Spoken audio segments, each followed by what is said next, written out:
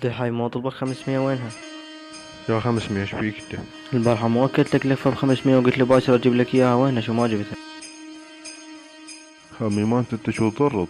انا مو قلت لك لما استلم الراتب مال رعاية اعطيك، ثاني لما استلم الراتب مال رعاية اعود اعطيك.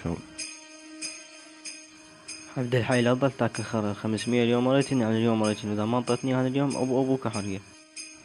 قالك انت لا تظل تهدد، شوف والله ما اعطيك اياها، شتري تسوي سوي، انا عجاج اقدر يعطيك اياها. واقف لك 500 هسه ريت تعطيه لو لا؟ ما اعطيهن، وش تريد تسوي سوي. خاب قبر لفكم ولفطولكم، مش كبركم مش قدكم تتحركون عمل 500 دينار ام داكم يا والله.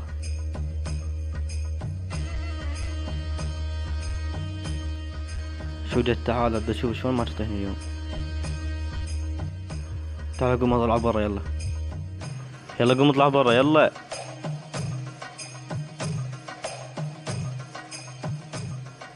شي خلصك من يدي اليوم، شو خلنا نفوز الباب.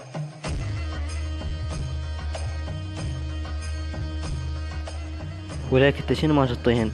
شنو صاير خوزر ما تعطيهن؟ ما اعطيهن، وش تريد تسوي سوي، لو هسه يجي ابوك ما اعطيهن. شو ده تعال. دودي